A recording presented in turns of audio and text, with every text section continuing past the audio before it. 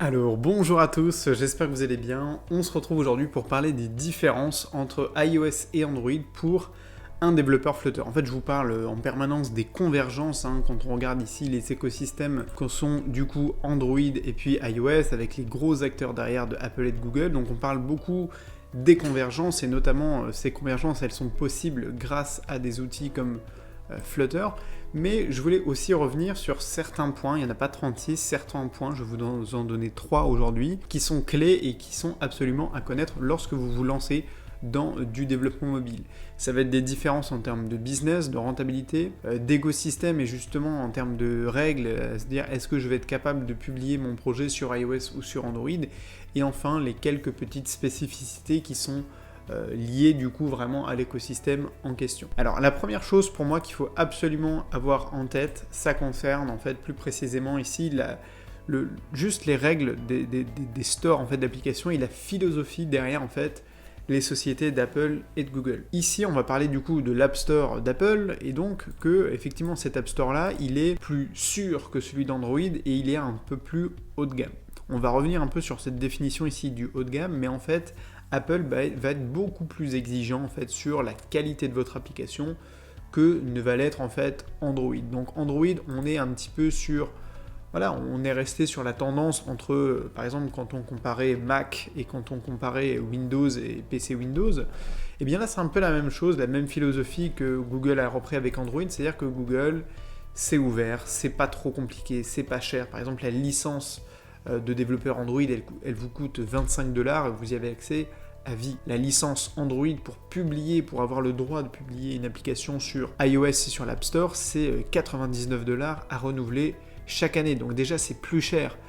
Comme je vous l'ai dit, c'est beaucoup plus contraignant aussi dans le contenu de votre application. Moi, j'ai des applications, et ça m'arrive encore assez souvent aujourd'hui, qui peuvent être refusées par Apple pour des raisons qu'on ne peut pas forcément prévoir. Certaines, on peut les prévoir. Par exemple, j'ai mon application qui vous permet d'accéder au contenu de la formation, qui s'appelle l'application Drissa du coup. Elle a été refusée sur Apple et pas sur Android. Donc elle est disponible sur le Play Store, mais pas sur l'App Store. Donc ça, pour des raisons simples, c'est tout simplement que c'est du contenu issu de formations qui sont en vente sur Internet et donc qui ne sont pas en vente via l'application et via les achats intégrés d'Apple. Tout tourne autour en fait du business quand il s'agit d'être accepté ou non. Mais effectivement, l'App Store, il faut le savoir, c'est une plateforme qui est plus haut de gamme, plus exigeante et qui donc va vous demander de faire plus d'efforts sur la qualité de votre contenu. L'application en fait, elle peut être refusée en fait pour à peu près n'importe quelle raison, sans que vous pouviez forcément prévoir si elle va être acceptée ou non. Mais gardez en tête que ça tourne quand même très souvent en termes, alors soit ça va être la catégorie du contenu, donc si vous faites du contenu qui est illégal ou bon, tout ça c'est à peu près évident que ça va être refusé, mais c'est surtout, est-ce que par exemple vous respectez le fait que s'il y a du contenu qui a accédé en premium par exemple, il va être disponible en fait, en tout cas de payer via l'application Apple. C'est pour ça que je vous parle souvent des applications comme Netflix, comme Audible, comme Amazon qui ont réussi à contourner en fait ces règles-là pour pouvoir proposer malgré tout des applications sur iOS où vous pouvez en fait accéder à tout ce contenu-là. Mais effectivement, et notamment sur Netflix par exemple, récemment on ne peut plus s'abonner en fait à l'application et à l'abonnement Netflix via iOS. Il faut passer directement par les sites web et après c'est que des petites subtilités qui leur permettent en fait de le proposer. Alors que, encore une fois, sur Android, vous allez avoir beaucoup moins de contraintes. Généralement, votre application, elle peut être validée quasiment instantanément. Ça peut être fait en 1 heure et généralement, vous n'allez pas avoir de contenu qui va être bloqué.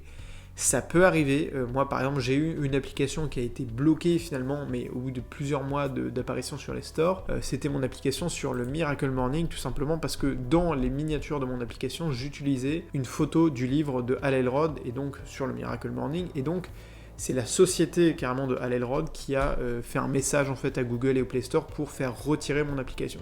Donc j'ai pu la republier avec un autre nom, un autre identifiant, mais surtout avec d'autres visuels. Mais voilà, ça n'a pas été plus loin que ça, j'ai pas eu de pénalité, j'ai juste pu recommencer avec tout simplement une autre application. Donc là, la première subtilité, la première différence, c'est surtout au niveau des accès sur les stores et du niveau qui va être plus élevé en fait sur l'App Store que sur le Play Store. Le niveau d'exigence, il faut savoir que moi, par exemple, quand j'ai publié mon application, enfin quand j'ai essayé de la publier, celle d'accès à mes formations sur iOS, ils ont été sur mon site web, ils m'ont envoyé des captures d'écran pour me dire voilà ce que vous vendez, et donc voilà ce qui est disponible dans votre application, est-ce que c'est bien le cas? Et si c'est bien le cas, eh bien il faut par exemple que vous mettiez vos formations en vente, accessible depuis la plateforme, sauf que vous devez le savoir, quand on passe par les achats intégrés d'Apple, la taxe est équivalente sur Android, c'est 30% de commission sur toute transaction. Donc c'est pour ça notamment que sur Amazon, sur Kindle, sur Audible, toutes les applications de la société Amazon, vous pouvez acheter des contenus physiques, vous pouvez acheter un livre papier et vous le faire livrer sans passer par les achats intégrés. Par contre, dès qu'on parle d'abonnement Kindle, dès qu'on parle par exemple d'un livre audio ou d'un livre e-book, là vous ne pouvez pas passer par les applications d'Apple, vous êtes obligé en fait de passer soit par Android, soit par le site web. La deuxième grosse différence qu'il faut quand même connaître entre iOS et Android, c'est à la fois en ce qui concerne la répartition de marché, d'accord ? En fonction des pays, on va dire plus ou moins développés, on va avoir une plus forte proportion de l'écosystème iOS, tout simplement parce que les terminaux d'Apple, que ce soit iPhone, iPad, sont forcément plus chers, en tout cas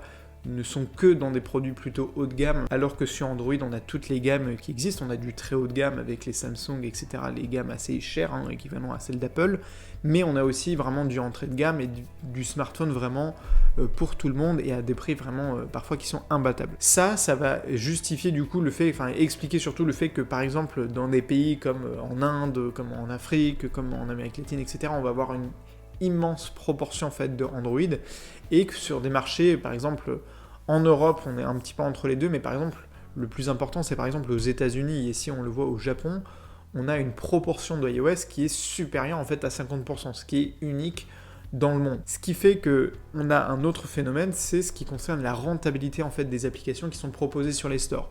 En fait, vous allez avoir une rentabilité qui est à peu près 3 à 4 fois supérieure aujourd'hui sur iOS que sur Android, malgré le fait que Android justement a à peu près peut-être 10 fois plus de terminaux dans le monde, puisque effectivement là on a des proportions qui peuvent paraître importantes pour iOS, sauf que vous doutez bien qu'en Chine ou en Inde, on parle d'1 milliard de personnes, et donc en proportion, même quand on a, par exemple en Inde, ici on a 90% peut-être de la population qui est sur Android, donc c'est 900 millions de personnes.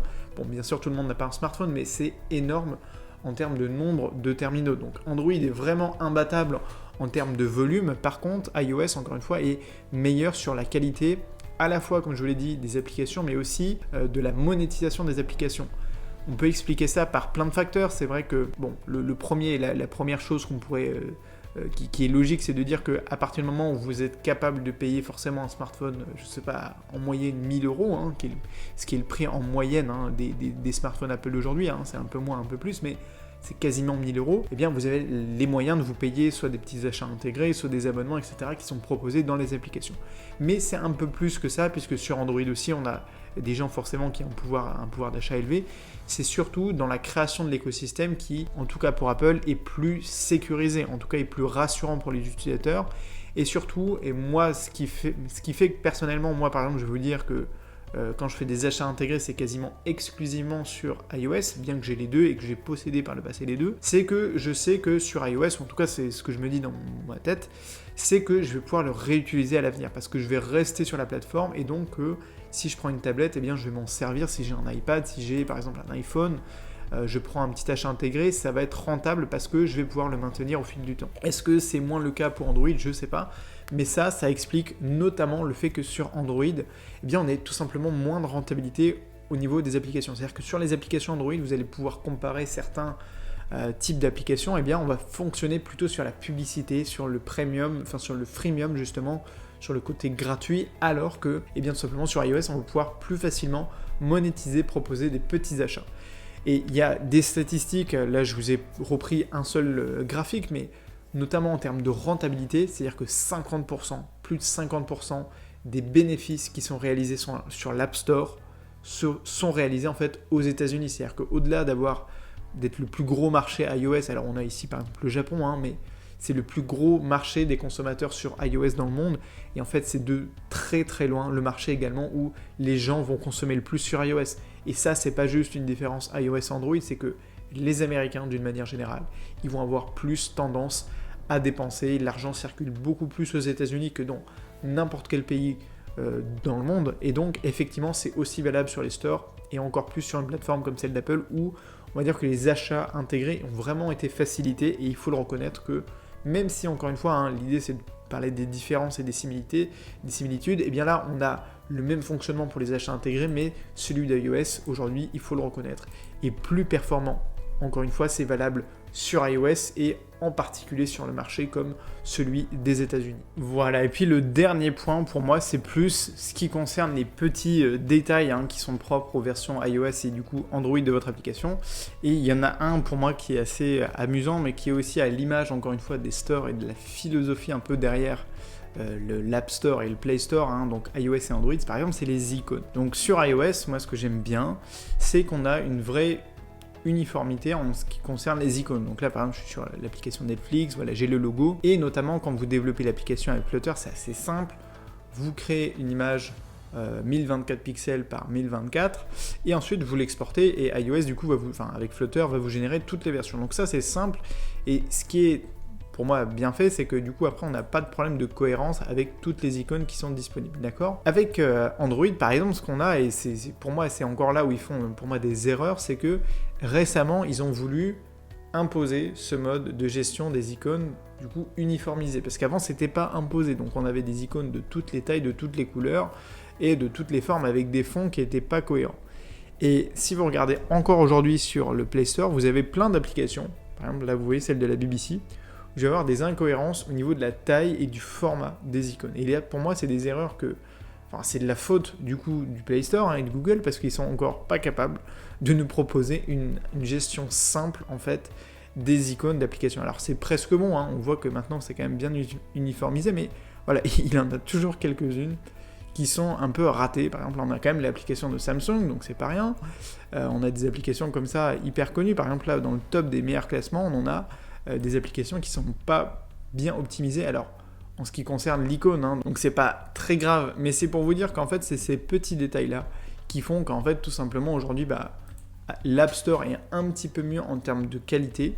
Il y a des contraintes, il faut les connaître, mais même pour l'utilisateur, c'est ce qui est quand même dit en général, c'est que au niveau de la performance, de la qualité, optimisation, tout ça, on va dire que l'App Store va être meilleur, mais il va être beaucoup plus restreint. C'est-à-dire que même en termes de nombre d'applications, je pense qu'aujourd'hui, il y en a à peu près 3 fois plus sur le Play Store que sur l'App Store d'Apple, mais en même temps, les titres les plus connus, les applications les plus connues sont systématiquement sur l'App Store. Donc il n'y a pas à se demander est-ce que l'application elle est sur iOS ou pas.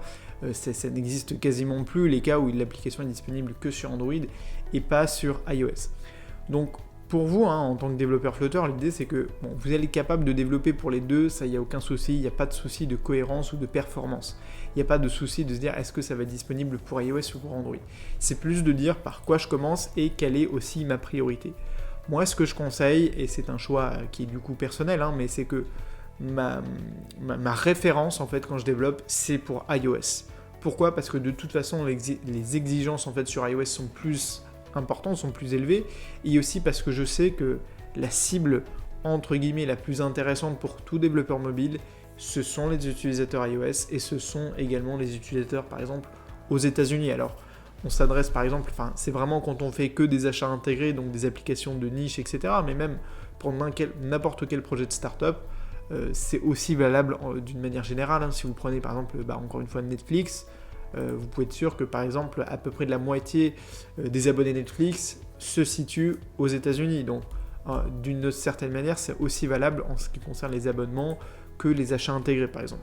Et donc la qualité, pour moi, il faut la mettre en priorité sur l'expérience iOS, parce qu'en fait la plupart du temps, quand vous développez avec Flutter, quand vous mettez le paquet sur iOS, et bien en fait du coup vous vous retrouvez avec une excellente application Android, puisque ça va toujours marcher. Donc moi par exemple, pour vous donner un exemple encore plus concret, quand je développe, en fait je développe du coup 90% du temps sur iOS, et en fait je fais juste un test d'exportation sur Android. L'avantage pour moi encore une fois d'iOS, c'est que c'est plus simple à tester, c'est plus simple pour moi à travailler sur iOS quand je développe les applications mobiles, même quand je fais les tutos, etc. Pour moi c'est toujours plus simple.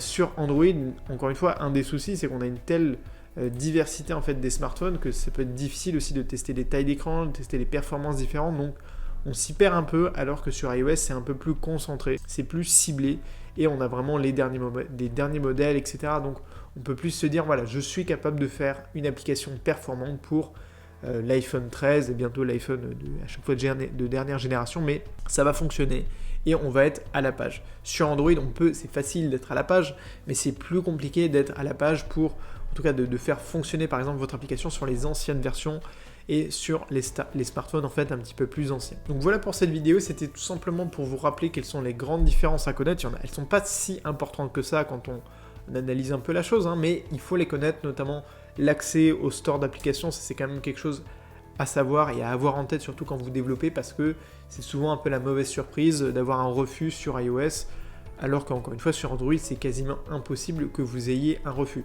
Après, la partie rentabilité, c'est pour le long terme, c'est quelque chose aussi à avoir en tête. Et puis les petits détails, comme je l'ai dit sur l'icône, ça c'est aussi mon expérience personnelle, qui fait qu'en fait au quotidien je préfère même développer sur iOS plutôt que sur Android, mais ça encore une fois c'est mon rendu personnel. Donc si vous avez envie du coup vous aussi de vous lancer dans le développement mobile, vous pouvez commencer les tutos qui sont disponibles sur le blog, les cours gratuits de Flutter Revolution et de la Flutter Academy. Et puis si vous voulez aller plus loin dans le développement avec Flutter et Firebase, vous pouvez commencer les programmes complets. En ce moment par exemple je suis en train de vous faire un tuto sur la monétisation avec le service Google AdMob dans Flutter et donc sur iOS et Android. Et encore une fois, pour ce genre de fonctionnalité, il n'y a aucun problème.